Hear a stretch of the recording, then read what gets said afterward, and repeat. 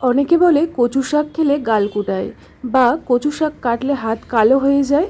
কচু শাক ভালোভাবে রান্না করা যায় না, কিভাবে নিরামিষভাবে করব, কিভাবে চিংড়ি মাছ দিয়ে করব, নানা রকম সমস্যা। তার জন্য অনেকে কচু শাক খেতেই চায় না। তো নমস্কার বন্ধুরা, আজকের আমি বানিয়ে দেখাবো কচু শাকের রেসিপি। কাটা থেকে শুরু করে কিভাবে তৈরি করলে একদম ঝরঝরে কচু শাক তৈরি হয়, নিরামিষ এবং আমিষ দুই রকম পদ্ধতিতে বানিয়ে দেখাবো। তো চলুন শুরু করা যাক। রেসিপিটি তৈরি করব তার জন্য এখানে আমি নিয়েছি কচু শাক। প্রথমেই আমি আপনাদেরকে দেখিয়ে দেব কিভাবে কচু শাক পরিষ্কার করতে হবে। আপনারা অনেকেই জানেন, আবার অনেকে জানেন না। প্রথমে হাতের মধ্যে একটু সর্ষের তেল লাগিয়ে নেব, যাতে করে হাতটা কচু শাক কাটার সময় কালো না হয়ে যায়। এখন একটা সুতির কাপড় ভিজিয়ে এই কচু শাকের ভিতরের অংশগুলোকে একটু মুছে নেব, কারণ কচু শাকের এই ভিতরের অংশগুলোতে অনেক নোংরা থাকে, যেগুলো জল দিয়ে ধুলেও কিন্তু পরিষ্কার হয় না। দেখুন, আপনারা দেখে নিশ্চয়ই বুঝতে পারছেন কত ভালোভাবে আমি পরিষ্কার করে নিচ্ছি। এতে করে শরীর স্বাস্থ্য ভালো থাকবে, কোনো সমস্যা হবে না। এখন আমি কিছুটা কচু শাক সরিয়ে রাখলাম একটু কাটার সুবিধার জন্য। একটা ছুরির সাহায্যে দেখুন এই মাথার অংশটাকে একটু এই রকমভাবে টান দিলেই কচু শাকের গায়ের থেকে যে পাতলা একটা আস্তরণ থাকে ওটা বেরিয়ে আসছে। আপনারা কিন্তু একবার দেখলেই তৈরি করে নিতে পারবেন।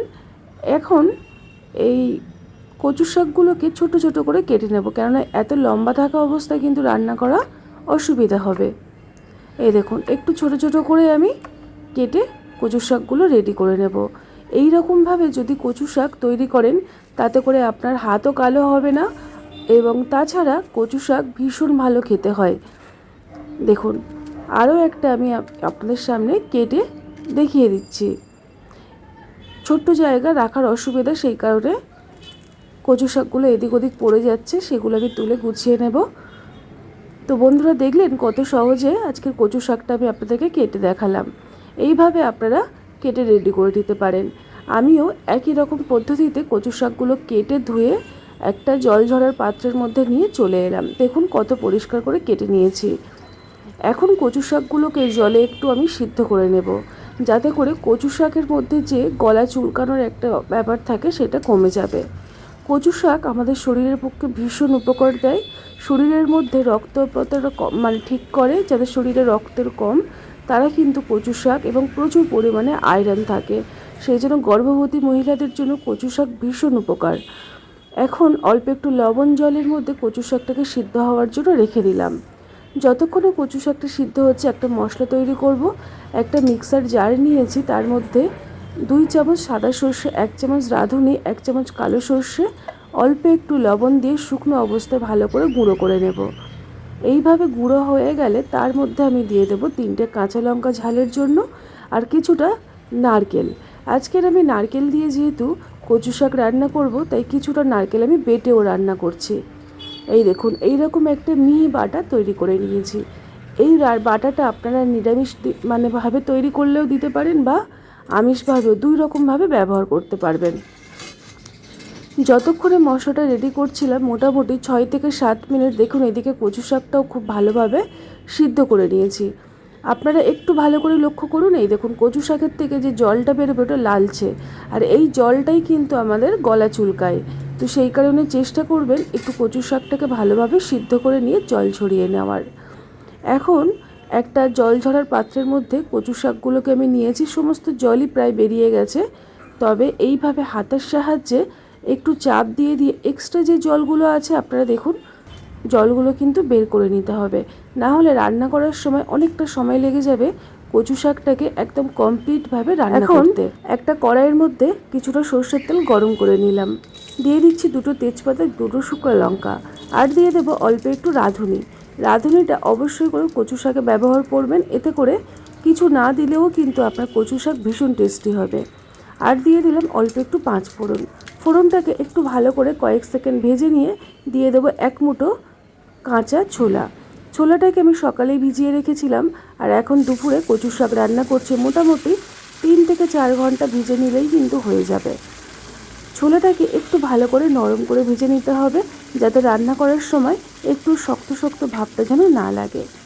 আরও একটু ছোলা আমি এখানে অ্যাড করলাম, করে খুব ভালো করে ছোলাটাকে ভেজে নেব। এইভাবে যদি কচু শাক রান্না করা যায় তাহলে খেতে যেমন টেস্টি হয় আর ভীষণই চটপট তৈরি হয়ে যায়। এইভাবে কচু শাক রান্না যদি করেন কোনো রকম ঝামেলা তো থাকবেই না, উল্টে সবাই কিন্তু আপনার থেকে চেয়ে পুটে খেয়ে ফেলবে। আমি এখানে অল্প একটু আদা বাটা দিয়ে ছোলার সাথে সমস্ত কিছু ভালো করে কষিয়ে নিলাম। এখন আমি দিয়ে দেব 1 মুঠোর মতো নারকেল কোড়া। নিরামিষ পদ্ধতিতে তৈরি করে দেখাচ্ছি, সেই কারণে ছোলা আর নারকেল কোড়াটা আমি এখানে ব্যবহার করলাম।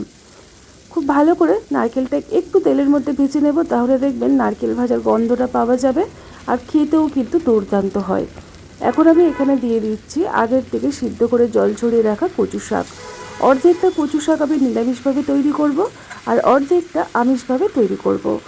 বন্ধুরা এইভাবে একবার হলেও কচু শাক ট্রাই করে দেখবেন, তারপরে কিন্তু আমাকে অবশ্যই করে জানাবেন রেসিপিটি সত্যি সত্যি আপনাদের কেমন লেগেছিল। এখানে আমি অল্প একটু হলুদ গুঁড়ো আর খুব সামান্য পরিমাণে লাল লঙ্কার গুঁড়ো ব্যবহার করলাম। কচু শাকে খুব একটা বেশি ঝাল হলে কিন্তু ভালো লাগে না, তো সেই কারণে আপনারা যখন রান্না করবেন অবশ্যই করে সেদিকে একটু লক্ষ্য রাখবেন। আর কচু শাক আগে আমি সিদ্ধ করার সময় অল্প একটু লবণ দিয়েছিলাম, সেই কারণে এখন একটু লবণটা বুঝে শুনেই দিয়ে দিলাম। এখন এই যে মশলাটা পেস্ট করে রাখলাম, রাঁধুনি কালো সরষে, সাদা সরষে, কাঁচা লঙ্কা, সেই পেস্টের মধ্যে অর্ধেকটা আমি দিলাম আর অর্ধেকটা রেখে দিলাম। মশলাটা আপনারা কিন্তু কচু শাকের উপর নির্ভর করছে, খুব একটা বেশি মশলা ভালো লাগে না, তবে পরিমাণ মতো একটু দিয়ে দিতে হবে। এখন আমি দিয়ে দেবো একটু মিষ্টি মিষ্টি ভাবের জন্য 2 চামচ পরিমাণে চিনি। কচু শাক নিরামিষভাবে তৈরি করছি, সেই কারণে চিনির ভাবটা আমি কিন্তু 2 চামচই দিয়ে দিলাম। এইভাবে সমস্ত কিছু ভালো করে নাড়িয়ে চাড়িয়ে নিতে হবে। এখন আমি মোটামুটি 3 থেকে 4 মিনিট কম আছে একটু ঢাকনা দিয়ে রাখবো, তাতে করে কচু শাকের থেকে যতটুকু জল এক্সট্রা আছে ওটা বেরিয়ে যাবে আর কচু শাকটা আমরা ঝরঝরেভাবে তৈরি করে নিতে পারবো। তো আমি এখানে মোটামুটি 3-4 মিনিট পরে ফিরে এসেছি আর আপনাদেরকে দেখাচ্ছি। দেখুন বন্ধুরা, কচু শাকটা কত সুন্দরভাবে তৈরি হচ্ছে। একটু সময় লাগে ঠিকই, তবে একদম পারফেক্টভাবে কচু শাক কিন্তু আজকে আমি তৈরি করে দেখাচ্ছি। এখন সবার শেষে আমি অল্প একটু নারকেল কোড়া দিয়ে আবারও খুব ভালোভাবে নাড়িয়ে চাড়িয়ে নেব। নারকেলটাকে দিয়ে একেবারে কাঁচা অবস্থায় রাখবো না, একটু সিদ্ধ করে নেব, তার জন্য আরও মিনিট 5 কচু শাকটাকে ভালোভাবে নাড়িয়ে চাড়িয়ে শুকনো শুকনো করে নেব। কড়াইয়ের চারিদিকটাই ছড়িয়ে ছড়িয়ে রেখে দিচ্ছি। 1 থেকে 2 মিনিট পরে পরে সেটাকে নাড়িয়ে ভালোভাবে একদম তলার থেকে দেখুন একদম শুকনো শুকনো করে নিতে হবে। কচু শাক যতটা শুকনো বা ঝরঝরে করা যাবে ততটাই কিন্তু দেখবেন খেতে ভালো হবে, আর না হলে অনেক সময় গলা চুলকানোর সম্ভাবনা থাকে, তাতে করে এত সুন্দর করে রান্না করাটাও কিন্তু মাটি হয়ে যায়। তো বন্ধুরা দেখুন, আমি কিন্তু কচু শাক প্রায় করে ফেলেছি, শেষের দিকেই আছে। তো নিরামিষ পদ্ধতিতে কচু শাক রান্না আমার একেবারেই তৈরি হয়ে গেল বন্ধুরা। দেখুন একটা প্লেটের মধ্যে আমি এটাকে সার্ভ করে নিচ্ছি। খাই খাই অনুর রান্নাঘরে প্রত্যেকটি রেসিপি হয় সহজ, সরল আর সাধারণ।